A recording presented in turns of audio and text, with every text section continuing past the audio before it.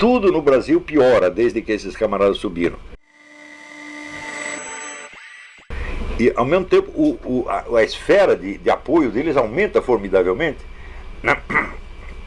Ao ponto de, no tempo do Lula, o sujeito ter 80% de aprovação e de conseguir reeleger uma pessoa totalmente, conseguir eleger uma pessoa totalmente inexpressiva como Dilma. Você vê que eles tinham apoio. Quer dizer, a margem de apoio ampliou formidavelmente, mas eles não têm um instrumento de descrição objetiva da sociedade, portanto eles não sabem o que se passa e não sabem o que estão fazendo. Então é a mesma coisa dizer, se torna tanto mais poderoso quanto mais louco está. Então, quando você vê assim, inflação, 70 mil homicídios por ano, os nossos alunos tirando os últimos lugares nos testes internacionais, né, e essa explosão de fenômenos de corrupção como nunca houve no mundo, que já passou da esfera do imaginável. Quando você fala aqui nos Estados Unidos, olha, houve um rombo de 2 trilhões no orçamento federal. Eles não sabem o que é isso.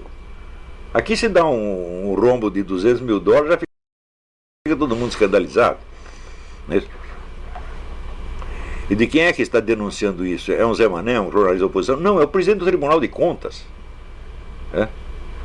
Então, começa a acontecer todos esses absurdos porque a elite governante não tem um instrumento sociológico de descrição da realidade mais. Eles transformaram o marxismo num discurso de mera propaganda. Aumentaram a sua eficácia de propaganda, mas destruíram a sua eficácia como instrumento descritivo. Então, isso quer dizer, quando Lenin sobe ao poder na União Soviética, ele tem na mão as duas coisas. Ele tem a arma da propaganda e ele tem um instrumento diagnóstico que lhe permite mais ou menos entender em linhas gerais como está o estado da sociedade russa à luz do marxismo. O marxismo é bastante limitado, mas em parte ele coincide com a realidade. Só que a visão do mundo do pessoal da esquerda brasileira não coincide com nada da realidade, tem nada a ver com a realidade, é só propaganda e ilusão. E essa é a situação na qual estamos.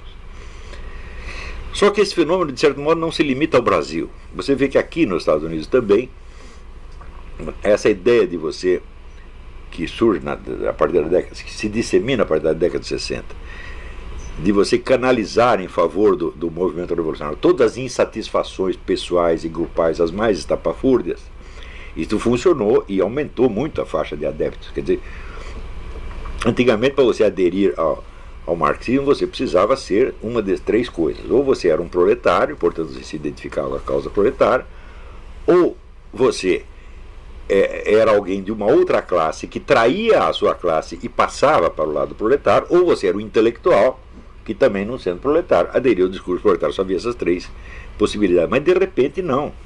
Você tem a adesão de uma mulher porque ela está insatisfeita com o marido. Ela está insatisfeita com o marido, então isso é interpretado como, vamos dizer, um aspecto particular da dominação machista, que por sua vez expressa a dominação capitalista, que por sua vez expressa, por incrível que pareça, né, a sociedade patriarcal. Você confundir capitalismo com sociedade patriarcal, você está fazendo um salto de pelo menos 3 séculos, mas na mistura, né, o que acabou com a sociedade patriarcal foi o capitalismo. Agora, se você, o capitalismo cria a sociedade patriarcal, impõe a dominação machista, eu não sei do que vocês estão falando, mas na sua mente tudo isso se superpõe, porque é um processo, vamos dizer, realmente de superposição de imagens para fins de adesão irracional, né? Outro adere ao movimento revolucionário porque ele é gay, né? E embora em todos os países dominados por governo revolucionário, como China, Rússia, Cuba, os homossexuais vão todos para a cadeia, isso quando não são fuzilados, ele adere ao movimento revolucionário porque é discurso revolucionário, é um nos países comunistas e outro fora. E o sujeito adere, então, porque é homossexual, né? Outro adere porque ele quer cheirar coca e fumar maconha, né? Coisa que, se ele fizesse na União Soviética, seria fuzilado, né? Mas o seu desejo de fumar maconha e cheirar coca o coloca, de algum modo, na horda dos descontentes e, como a ideia agora não é juntar os proletários, mas juntar todos os descontentes, então tudo vale. Isso aconteceu, de certo modo, em escala mundial. Você vê que na França, no maio de 68, todas essas insatisfações irracionais, elas eclodiram ao mesmo tempo. E eclodiram de uma maneira assim tão anárquica que o próprio Partido Comunista ficou contra. Ele achou isso aí tudo que é irracional, eles dizem que é pequeno burguês. Não era pequeno burguês. Ali tinha pequeno burguês, tinha grande burguês, tinha proletário, tinha tudo misturado. Mas, no estereótipo comunista, essas ideias anárquicas e irracionais são pequeno burguesas, vagamente associadas, segundo a doutrina comunista, ao fascismo. Então,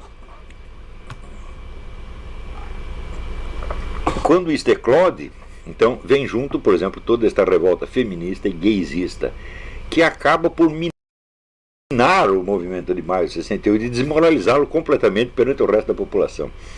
Hoje em dia o diagnóstico está mais ou menos assentado. Que o que matou o maio de 68 foi isso, foi o pessoal gaysista, feminista, etc, etc, que embarcou na onda e quis tirar proveito e não funcionou. Então, isso não é só um fenômeno brasileiro, é um fenômeno mundial, de algum modo. Então, aí surge o seguinte problema: como dirigir o movimento revolucionário? Se você está lidando não com uma massa de militantes treinados, doutrinados e disciplinados como antes, mas você está lidando com uma massa amorfa de loucos e insatisfeitos de todo gênero. Você vê que foi este fenômeno da disseminação dessas ideias da nova esquerda e também da nova era que fez com que a própria União Soviética decidisse mudar a sua estratégia e substituir a antiga organização hierárquica por um sistema de redes informais, onde não há propriamente um comando, há um estímulo no sentido pavloviano da coisa. Quer dizer, você solta determinados símbolos, através dos meios de comunicação e das redes sociais, etc, etc, esperando que estatisticamente X% das pessoas reajam de tal ou qual maneira. Não é a mesma coisa que você dar uma ordem que será cumprida rigorosamente desde o mais alto escalão até o mais humilde militante. Não é mais a mesma coisa.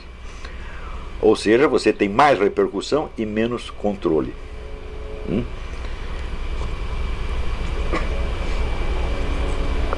O que cria no seio do próprio movimento revolucionário uma confusão dos demônios. E permite que hoje, vamos dizer, a concorrência entre os três grandes esquemas globalistas assuma, às vezes, um perfil alucinante. Quando você vê esse episódio, por exemplo, do atentado na França, você vê as reações são as mais desencontradas possíveis. Por quê?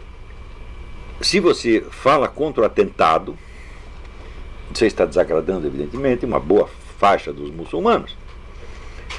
Se você fala a favor do atentado, então você está fortalecendo o discurso do fundamentalismo religioso e você está favorecendo a extrema-direita. Então o que acontece? Uns tomam uma atitude, outros tomam outra. Tá certo? E no fim ninguém sabe o que fazer. Então essa situação ela tende a se agravar nas próximas décadas. Quer dizer, esse ambiente de alucinação ele vai piorar. Porque mesmo os mais altos estrategistas do movimento revolucionário, como por exemplo o senhor Alexandre Dugin, não entendem o que está acontecendo. Não sei se você ler o meu debate com o Dugin, você vai ver que existem territórios inteiros, continentes inteiros da realidade que interessam, vamos dizer, a estratégia dele, mas que ele desconhece, que ele não entende. Isso Alexandre Dugin está assim, você imagina os outros. Você imagina os estrategistas do Foro de São Paulo. Não. Por exemplo, quando houve um movimento passe livre, vocês viram o que aconteceu. O governo planejou aquilo, desencadeou para desestabilizar um governo estadual. E o que aconteceu foi que o negócio escapou do controle, uma massa de populares revoltados contra o governo federal veio às ruas e a bagunça foi tanta que o governo teve que mandar parar. O que é isso aí? Um erro de cálculo baseado no fato de que o governo não tem mais um instrumento diagnóstico para saber o que está se passando. Né? Em matéria de controle social, eles estão agindo no escuro. E o próprio controle da militância hoje também é feito no escuro. Você nunca vai poder saber o que acontece. Vocês viram que outro dia apareceu um deputado eleito pelo PSOL com um discurso inteiramente conservador, reacionário pra caramba, e eles levaram um susto, falaram: o que aconteceu, como nós elegemos esse cara? Eu falei: é isso que está acontecendo. Vocês não têm mais um instrumento diagnóstico, eles não sabem o que está se passando na sociedade. Vocês têm um poder publicitário enorme, mas o seu poder de planejamento, de diagnóstico e planejamento é nulo. A sorte desse pessoal é que a turma direita também não tem instrumento diagnóstico. O único neguinho que está tentando criar um instrumento diagnóstico para a descrição do estado de coisas sou eu, na partir dos cursos sobre teoria do Estado, as apostilas Ser e Poder, etc. Estou tentando mais ou menos criar, mas ainda falta muito para que isso esteja ao alcance de pessoas que teoricamente deveriam saber o que está acontecendo.